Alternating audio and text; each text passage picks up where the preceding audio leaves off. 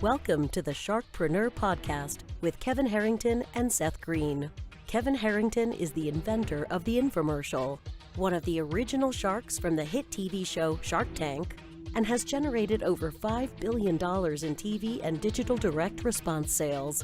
Seth Green is the world's first trusted authority on cutting-edge direct response marketing, a best-selling author, and the only 3-time Marketer of the Year nominee. On the podcast, Kevin and Seth interview sharkpreneurs who share straight talk on what it takes to explode your business. Do you want to become insanely successful? Do you want to be the go-to guru in your industry? Do you want to be talked about for all the right reasons? For over 40 years, Kevin Harrington has helped people just like you become significant influencers. Now he's broken the process down in the Key Person of Influence roadmap, and it's yours for free. Just text KPI to him at 727-888-2100. Text KPI to 727-888-2100 right now and claim your free step-by-step guide. Text KPI to 727-888-2100 to get the recognition you deserve and experience the success as the go-to voice everyone listens to in your industry today. Welcome to the Sharkpreneur podcast. This is your co-host, Seth Green. Today I have the great fortune to be interviewing Benton, CEO of Harmon Brothers, and Daniel Harmon, Chief Creative Officer of Harmon Brothers. We would call them the kings of viral video. Over 1.3 billion, that's billion with a B, views, $300 million in sales. Their products that they have promoted and gone viral, things like Squatty Potty, Poo-Pourri, other things that you probably already know of. Benton, Daniel, thank you so much for joining us. Thanks for having us. It's a pleasure to be here, Seth. So, for our listeners and our viewers who may not know, what do you mean? I know there's some mixed connotations in regards to the term viral video. Arguably, you're the kings of it. How would you define a viral video? It's a great question. You want to take that one? Go ahead, yeah. Sure. For us, viral video is actually a little bit of a misnomer. And in fact, it's one of the most common questions that we get from people reaching out to us. That, hey, can you make us a viral video? We just need a viral video. But the reality is, we never actually plan for virality, and we never even try for virality. Instead, we focus on ads that both brand and sell. And in doing so, we make it so good that it doesn't need to go viral. And then when it happens to go viral, then that's just kind of icing on the cake for everyone. And we have been in the fortunate position that I think at least 3 or so of our campaigns have gone truly viral. But the reality is, viral is a pretty quick flash in the pan. It's kind of 15 minutes of fame. And it usually happens so fast that companies aren't even in a position to really take advantage of it.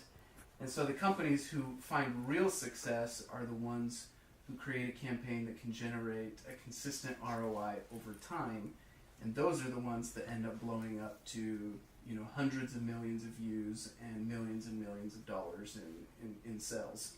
We've never started a campaign planning on a video going viral, ever. Now, we've had those moments happen, but it is increasingly difficult to do that in today's Facebook algorithm environment, in YouTube algorithm, you name it. It's most of the videos that you actually see out there that you think are viral have a tremendous amount of marketing strategy behind them, influencers pushing them, all these different pieces that are going into that. And so what we think of as viral is just changed so much over time. At the end of the day, it's still someone sharing something that they've already seen themselves, and obviously all the content that we created has an element of that, and that is a portion of the success. But we always like to say, like Squatty Potty, for example, I think it's over 300 million views now across all the different forms of the video on the different platforms. And if had that been just left to its own devices, our best estimate is that might be between 20 and 25 million total views. So like maybe less than a tenth of what we saw had we not made it good enough that it didn't have to be viral. That's also a good tagline, by the way. Make it so good it doesn't have to go viral. Love that. We've said it before, yeah. So what do you like best about what you do? Ooh. For me, I love the creative process, and I love being able to watch different people around me that I'm mentoring and that I'm training to be able to go and have their own success with different projects. So we're at a point now in Harmon Brothers where we have different creative directors heading up individual projects, and I love being able to see them thrive and being able to see our clients win when they invest when they come to us for a marketing campaign. They have very specific goals in mind, and being able to see those goals reached, that's exhilarating for me. But I just love the creative process in general. For years and years, my wife has observed me critiquing businesses. Not because the businesses asked me to, but just because I wanted to express this is how I would do it. Right. And I did that over and over and over again. And my wife pointed out that my dream job would be telling people how to market their businesses. And so what has happened at Harmon Brothers has kind of ended up being a dream for me, because I'm able to put on that strategic thinking cap and help our clients solve these problems and help them find marketing success. You mentioned the misconception kind of about what viral really is. What are some of the biggest mistakes you see other business owners making when trying to make their marketing so good it doesn't have to go viral? Here's a few. You want me to start us off? Yeah. You can take it from there. So one of them is going out the door without any kind of a distribution strategy in place. Meaning we're just going to make a great piece of content, we're going to upload it, and it's just going to blow up, right? Without any kind of ad buying strategy or anything like that behind it. So I'd say that's a big mistake in and of itself. Another one is getting really distracted in the story or whatever that you're molding around isn't serving your message. If you're not honing in on the clarity of what you're trying to get across, you're ultimately doing yourself a disservice. So I'd say that's another one. Do you have any others that come to mind? Yeah, I think the other really common one is that people tend to jump the gun a little bit, and they try to scale a business before the business has actually been nailed. Yeah. And so we try to preach, nail it, then scale it, quoting Paul Alstrom's book. That allows for clients and potential clients to have the discipline to go through really finding that product market fit before they go try to throw gasoline on the marketing fire. And once that nail it is done, then the tools that we can provide can give enormous growth and value. You mentioned Paul's book. What are 3 of your top favorite books that you read over and over again? 3 of our top favorite. I mean, a big Other one. than your own. You can't quote yourself. I just reread that one 3 times. Okay. I do love Creativity Inc. By Ed Catmull, the president of Pixar. That one was really fun for us because we had already kind of established a little bit of a culture within Harmon Brothers, and then we read that book kind of after the fact while we were in the process and realized, oh, we're already doing a bunch of these things that they do to make really great stuff, and that there were other ones that we could incorporate. And so that one was really influential to us. I'd say Made to Stick is a huge one, where it talks so much about how to make things stick inside a person's mind, right? Ways to take something that seems a little bit more abstract and make it more concrete. And then we've recently, we've got a bunch of others. So another one that's been absolutely core to our company's evolution is Simon Sinek's Start With Why. Yeah. It helped us transform from a company that just makes really cool videos to a company that truly understands our why and what that means to our future. And it took us a while to hone in on it, but now we know that our why is to share better stories. And that has really deep meaning for us, right? When we say share better stories, we mean share better than we've ever done before, so it's constant improvement. Mean share better stories than anyone else in the marketplace, so it means we want to be out at the forefront. We want to be experimenting and trying new things that have never been done before. And it means we want to share stories that make the world a better place. We always look at every project and every potential project through the lens of do we truly believe this can make the world a better place? And that's given us so much clarity, and it's helped us a ton, even in our recruiting, where we're able to find alignment between our organizational why and people's individual whys. So that one's been super core for us. Yeah. You talked about being on the forefront. What are some of the top marketing trends you see if we were to ask you to predict the future? So one of the things that we're really having fun exploring right now, and we're doing a whole bunch of experimentation with it, is that we think the world of entertainment and marketing are starting to blend more and more than they ever have before. And more specifically, we're doing a lot of experimentation with branded entertainment content or engagement content that can be used at the top of a marketing funnel, and then more traditional conversion content used lower down in the funnel. So that's a fun exploration that we're on right now. What does branded entertainment content mean to you? We're still trying to define that. It could be anything. It could go so far as, one example of where it might go. Right, this is still to be determined. With all the eyeballs in the entertainment world shifting to Netflix and Amazon and these online platforms, it's taking away advertisers' ability to reach the viewers during commercial breaks, right? And so right now they're kind of limited to, product placement shots. Coke can get a can of Coke on the table during a shot, but beyond that product placement, it's really hard for brands to kind of interject themselves. And so we're exploring a world where a brand character can also be the center of entertainment. I don't think I'll go much deeper into it than that right now, but it's an exploration that segues into my next question would be, you've created so many memorable characters. Any other opportunities come out of that? Does the mom from Chatbooks get her own show type of thing? Is that kind of where you were secretly going with that? We are, without being too specific. Right? Yes. No, no, we're entertaining all those types of ideas because obviously it's funny that you mentioned that, because one of the top comments on the Chatbooks video that we saw was not only people saying, "Oh, I love her so much, she totally gets me, this is my life," but we had a lot of people just saying, "I'd love to watch a show of this person," right? Yes. We got that on FiberFix with the Manly Man. A lot of people would just be like, "Dude, I'd watch a movie or a TV show of this guy." And so these brand characters can have tremendous emotional connection with the audiences. And I think all of those kind of experiments are open to us, from product placement to brand characters being developed into more than just, your traditional ad or like a branded conversion ad like we do.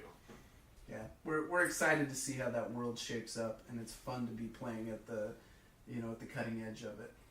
Absolutely. So I know your time is valuable, and we don't have that much time left. A couple more quick questions. With all the success you've achieved, what's your biggest challenge now?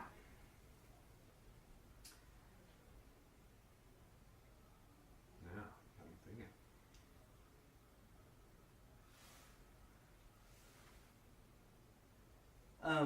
I guess we don't have any. Pin drop. That's right. So I mentioned that, we found our why. We found that our why is share better stories. And in discovering that, it's clear that we've already applied that in the world of ads. But we knew that that's not all we want to do. And we want to be more than that. And so the next step was to take that, share better stories, into the world of education.